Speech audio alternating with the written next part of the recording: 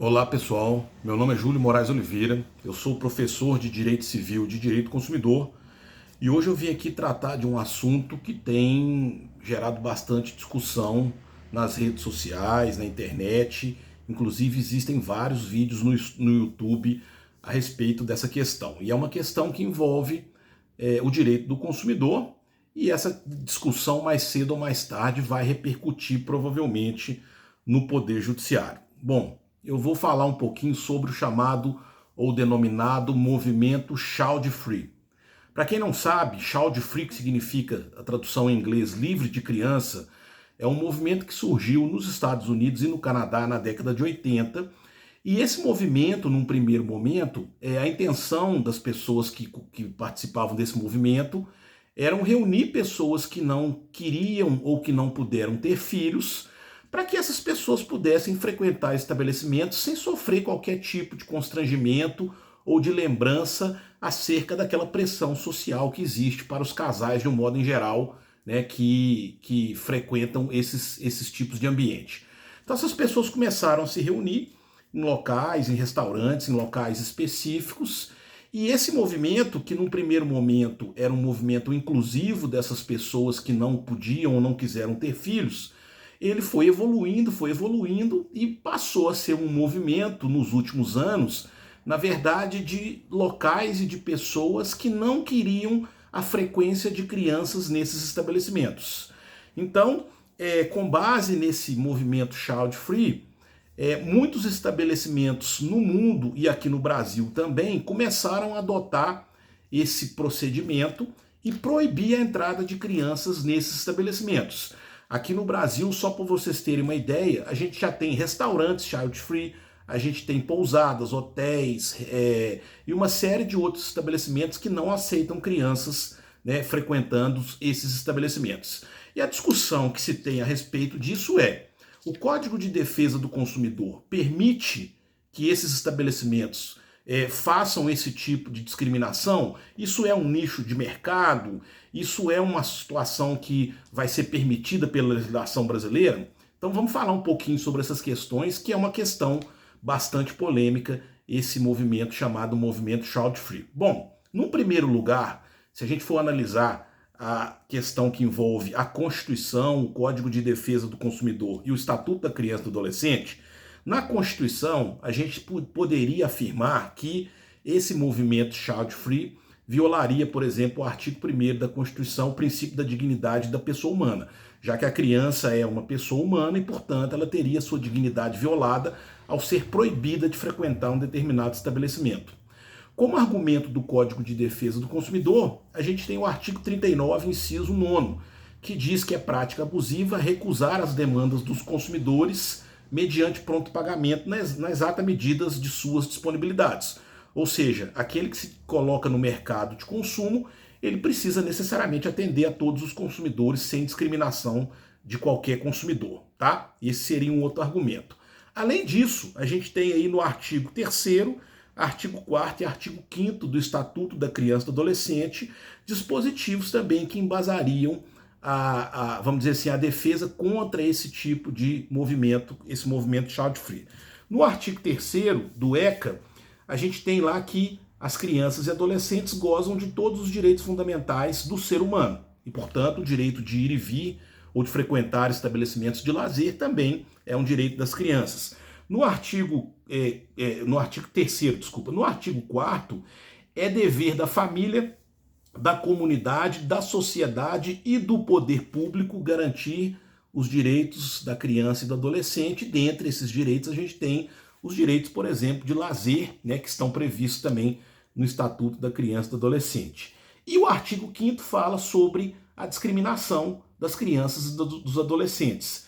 Ele diz que não será objeto de discriminação nenhum tipo de situação que envolva a criança e o adolescente no meio social. Então a gente tem esses argumentos contrários ao movimento Child Free, né? E muitas pessoas e muitos juristas entendem que é um movimento discriminatório e, portanto, é um movimento que deveria ser proibido pela legislação brasileira. Inclusive, existe um projeto de lei que está no Congresso Nacional, mas que acho que até parou a discussão sobre ele, que proibia esse movimento child free, né? E por enquanto esse projeto não foi para frente, tá? Então essa é uma questão.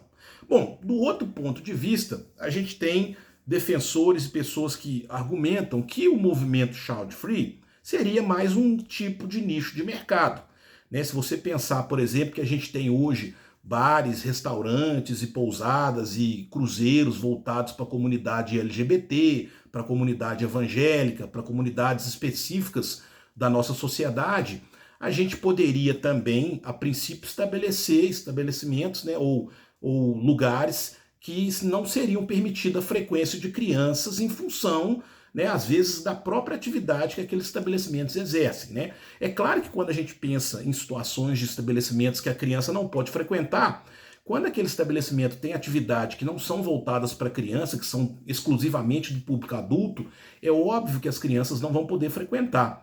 Mas e quando é, por exemplo, uma pousada, um hotel ou um restaurante que não tem necessariamente nenhum tipo de atividade voltada especificamente para o público adulto? Eles só não querem a frequência das crianças ali. É possível isso ou não?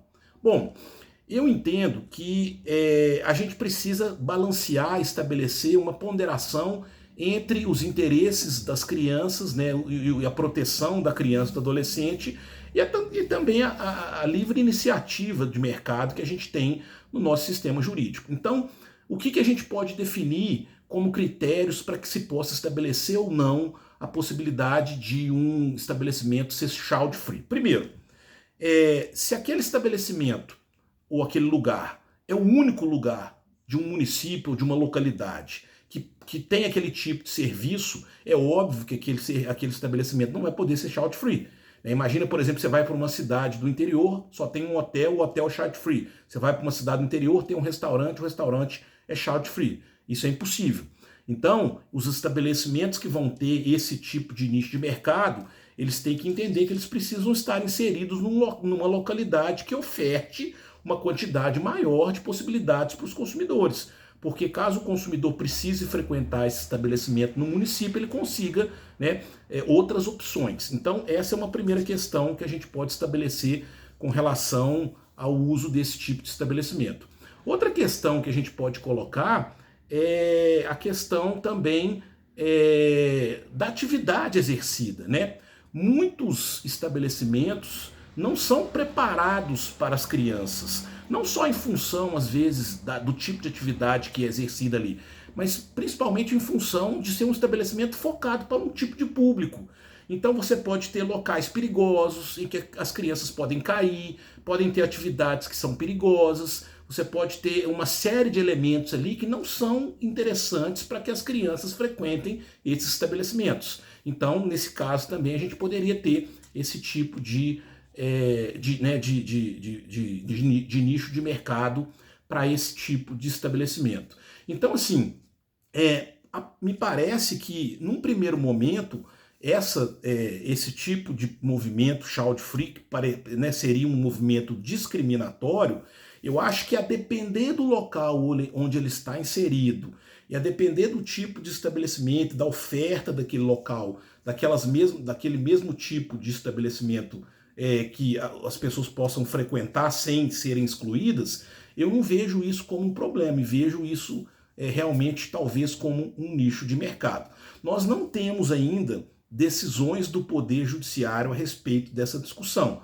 Muito provavelmente, em algum momento, alguém vai frequentar um desses estabelecimentos ou vai querer frequentar um desses estabelecimentos, né? Eles vão informar que o estabelecimento é child free e a pessoa muitas vezes vai querer questionar isso judicialmente e o judiciário vai vir a ser chamado aí para poder responder essa questão de forma definitiva. Mas eu entendo que se houver critérios bastante objetivos e critérios bem definidos anteriormente, eu acredito que seja possível você, né, ter esse tipo de nicho de mercado sem necessariamente violar o Código de Defesa do Consumidor, já que o consumidor teria outras opções para frequentar naquele mesmo local e que, na verdade, inclusive, vamos dizer assim, em contraponto a esse movimento child free, a gente tem vários estabelecimentos que fazem exatamente o contrário, que incentivam o acesso de crianças e a frequência de famílias com crianças. né? Para isso eles colocam playground, bonecos, artistas, atividades recreativas. Então tem muitos hotéis, pousadas, restaurantes que têm esse foco, esse público, né? E isso também acaba sendo um nicho de mercado. Então aquelas pessoas que querem talvez uma maior tranquilidade ou um aspecto mais romântico de um relacionamento, elas não vão procurar esse estabelecimento, elas vão para um estabelecimento que seja mais tranquilo, que seja um estabelecimento voltado mais para os adultos. Então, essa é a discussão que a gente tem aí sobre o movimento Child Free. Existem vários vídeos no YouTube, depois se vocês quiserem ver outros vídeos a respeito disso, podem dar uma procurada no YouTube aí. É uma discussão bem interessante a respeito do direito do consumidor, e aí a gente tem, né, posicionamentos contrários e posicionamentos favoráveis ao movimento Child Free, e por enquanto a gente ainda não tem manifestação do Poder Judiciário a respeito dessa questão.